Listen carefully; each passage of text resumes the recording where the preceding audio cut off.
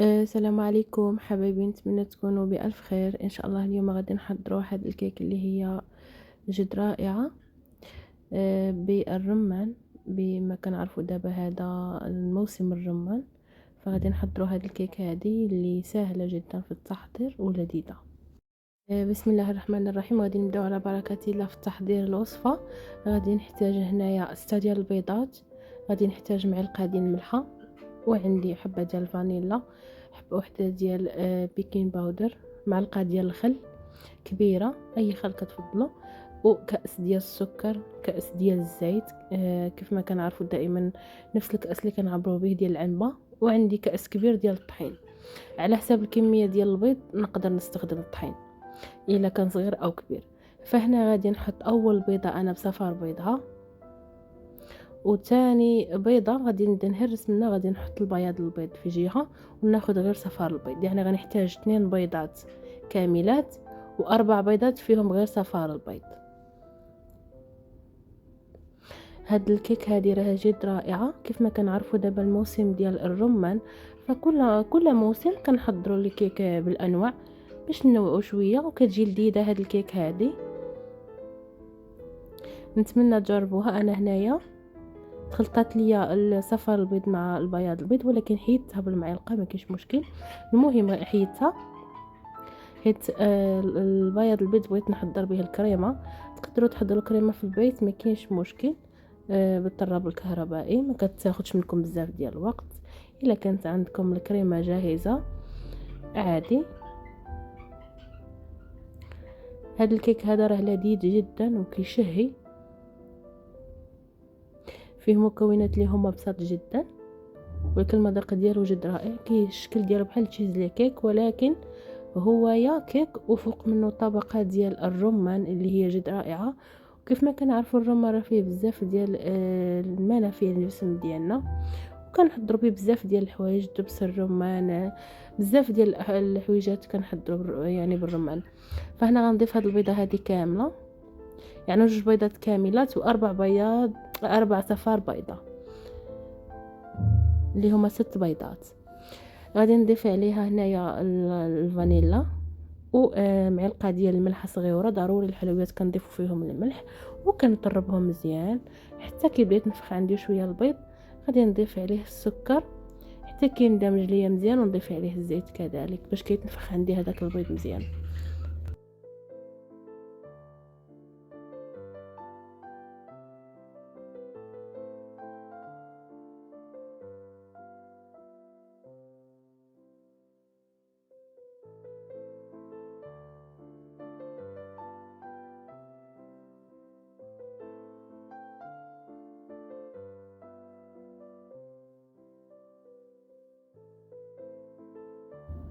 هنا حبيبي ضربت البيض شويه حتى بدا كيطلع شويه، يعني ما كيبقاش كيف ما كان، تخلط مع بعضياته. ضفت عليه الفانيلا، معلقه ديال الملح. كيف ما كنعرفوا راه الملح ضروري في الحلويات.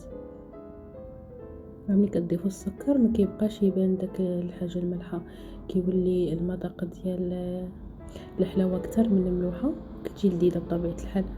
غادي نطرب هنايا شويه، عاد غادي نضيف عليها السكر بالتدريج.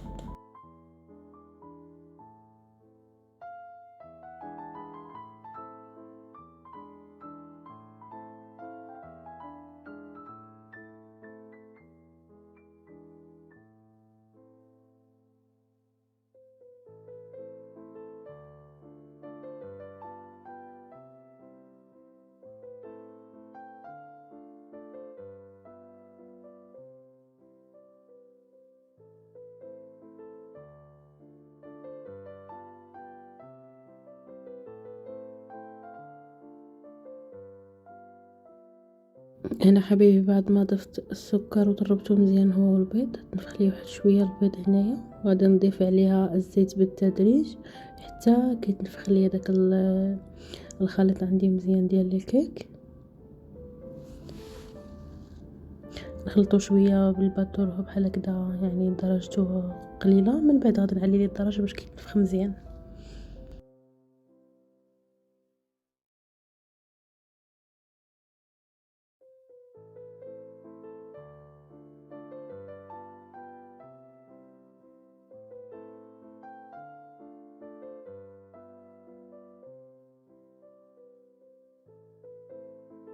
وهنا بطبيعة الحال ضفت لي هنا معلقة ديال الخل، هي معلقة كبيرة باش كتحيد لينا داك الزفرة ديال البيض. داك الزفر ديال البيض كيتحيد، ضروري ما كنضيفو الخل في الحلويات باش كيساعدنا حتى هو راه كيعطي واحد النتيجة متفاعلة في هاد الكيك هادي.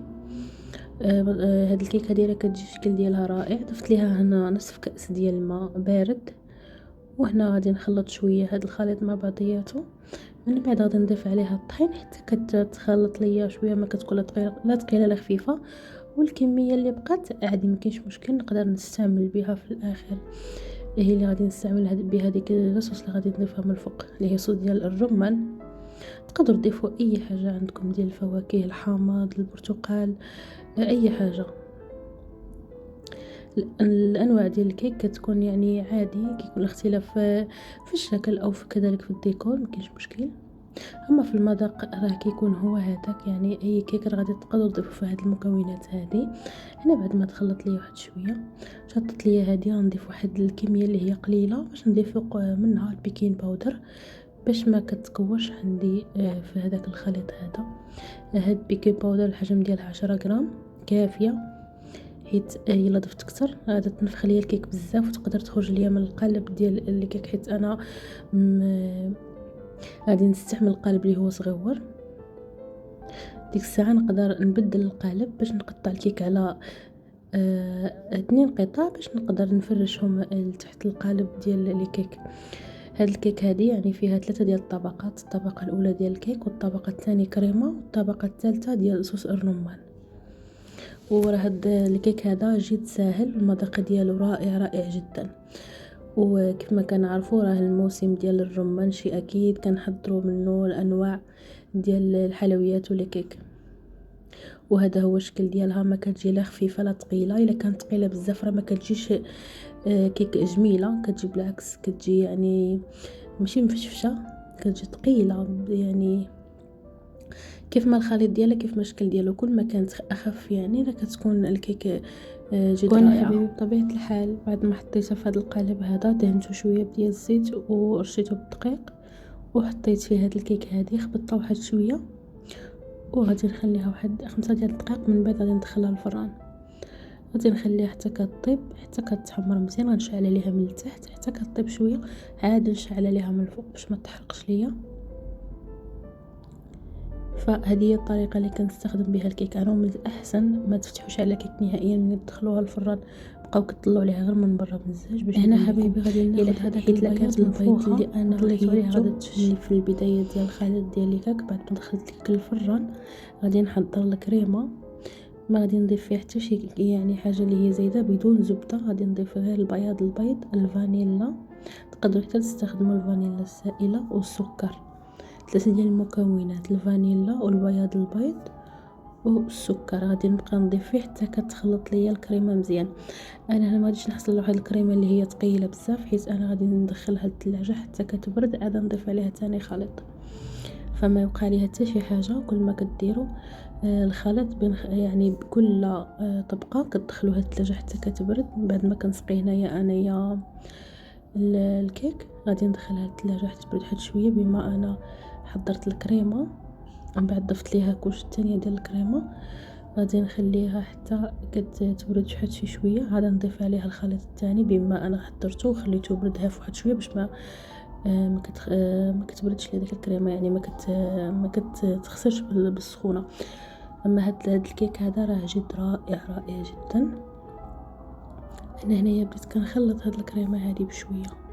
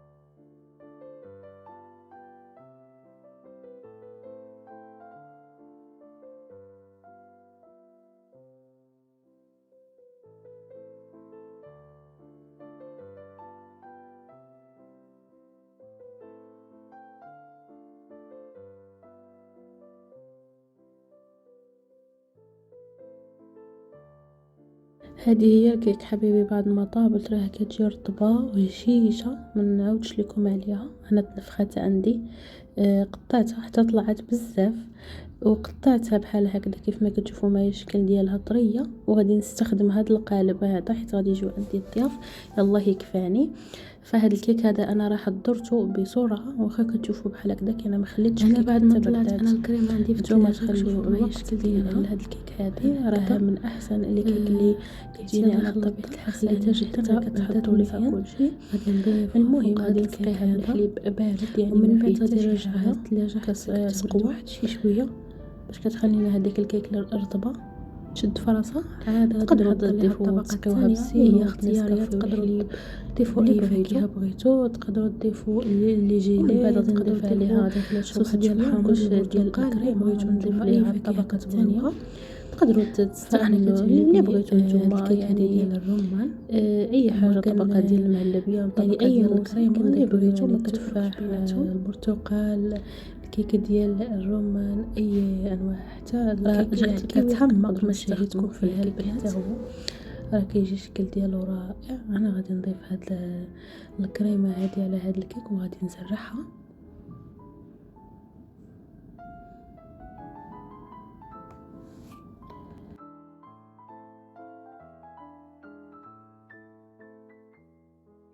انا استخدمت العصير ديال الرمان، هو كيكون جاهز، كتشريه جاهز. ضفت عليه واحد الملعقه ديال النشا، نصف كاس ديال السكر، واحد هذا ساشي ديال الفانيلا، وخليتهم حتى تقالوا. ومن بعد سرحت رمانه وضفت فوق منها هذاك الصوص هذا، وهذه هو الشكل ديالها النهائي. انا هذا هو الشكل ديالها بعد ما بردات. الكلشي يعني من تضيفوا ليها الكريمه خليوها حتى كتبرد. ديك الكريمه واخا كتبان لكم هنايا كانت خفيفه، وكلاها لصقات، حيت انا ضفت يعني ماشي الكريمه بزاف، ضفت لي هي كميه قليله. ما عندي هذا القالب ديال الكيك كبير، شوفوا معايا الشكل ديالها، كتجي الشكل ديالها رائعه. والكيك الطبقه التحتانيه راها الشكل ديالها جميله وهشيشه. وحتى الصوص ديال الرمان طبقات مع الحبيبات ديال الرمان اللي طايفين. نتمنى تعجبكم هاد الكيك هادي. ما تنساوش الاشتراك في القناه وتفعيل الجرس فضلا وليس امرا، غير باش دائما يوصلكم جديد على هاد القناه. وشكرا لكم بزاف على الدعم ديالكم. نتلاقاو ان شاء الله فيما قريب بوصفه جديده باذن الله تعالى. وشكرا لكم بزاف على الدعم ديالكم. الى اللقاء حبايبي الكرام. بطبيعه الحال نتمنى يعجبكم هذا الفيديو ديال اليوم، وتجربوا هاد الكيك هذه اللي حضرت معكم اليوم في قناتي. الى اللقاء.